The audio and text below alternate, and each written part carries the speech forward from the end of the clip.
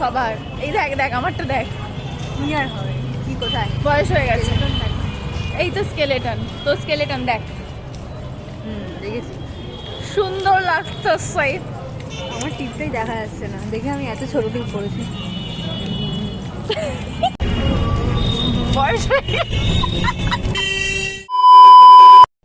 জানি জানি সরস্বতী পুজো অনেক দিন আগে চলে গেছে, অলরেডি মাস পেরিয়ে গেছে। আমি তো সরস্বতী পুজোতে একটা ছোট্ট মিনি ব্লগ দিয়েছিলাম, কিন্তু আমার গ্যালারিতে না অনেকগুলো ভিডিও ছিল যেগুলো ভাবলাম একটা ভিডিও করে তোমার সাথে শেয়ার করি, সেদিনকের পুরো দিনটা আমি কী করেছি। তো বিকেল 4:30 নাগাদ আমি আর পূজা হঠাৎই প্ল্যান করে বেরোই, কারণ সারাটা দিন কিচ্ছু করিনি, বেরোইনি।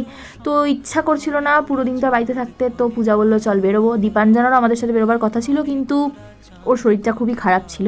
তারপরে এই যে দেখতে পাচ্ছ আমাদের এখানকার কলেজ ঘাট, শ্রীরামপুর কলেজ, যারা যারা শ্রীরামপুরে থাকো তারা জানবে এটা শ্রীরামপুর কলেজের ঠাকুর। খুব সুন্দর মায়ের প্রতিমাটা ছিল। তারপর পূজা আমার গাল খুঁজে পাচ্ছে না, তাই জন্য এরকম বিহেভ করছিল। তারপর সুন্দর একটা গঙ্গার দৃশ্য নিলাম। তারপর সন্ধ্যেবেলা বাড়ি এসে শাড়ি চেঞ্জ করে কুট্টুকে নিয়ে গেলাম ভাইদের স্কুলে। তো ও যেমনটা করে আমার সাথেই, দেখো তোমাদেরকে আবার ফ্লাইং কিস করছে ও, ওকে আমি বলছি ও সেটাই করলো। তারপর শুরু হলো ভাইদের স্কুলে যাওয়া। এই যে ভাইদের স্কুলের ঠাকুরটা প্রত্যেক বছর আমরা সন্ধ্যেবেলা যাই আমি আর ভাই, তো খুব সুন্দর আলপনা দেয়। আর একটা কথা জানিয়ে রাখি, এই যে পুরো আলপনা এটা কিন্তু ছেলেরা দিয়েছে, কারণ ওটা বয়েজ স্কুল। তো প্রত্যেক বছরই কোথাও যাওয়া হয় কি যাওয়া হয় না, ভাইদের স্কুলে ভাইকে নিয়ে সন্ধ্যেবেলা যাওয়ার ডিউটিটা আমার।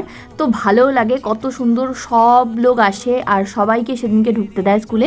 আর দেখছো এইগুলো সব স্কুলের স্টুডেন্টরা এঁকেছে এবং এইগুলোই স্যারেরা লাগিয়েছেন। এই যে ওদের স্যারেরা সব বসে আছেন, কথা বলছেন। তারপর বাড়ি এসে গেলাম হচ্ছে রিম্পা পিসির বাড়ি ভোগ আনতে ঠাকুরের। মায়েরা দেখতে পাচ্ছ আসছে, এই যে সৌম্য সামনে আসছে। আর এইভাবেই পুরো দিনটা গেল। আর এখান থেকে যদি কিছু ভালো লাগে তাহলে অবশ্যই like, comment, share and subscribe my channel. ভালো থেকো, আর এরকম ভিডিও আসতে চলেছে। Tata, bye bye.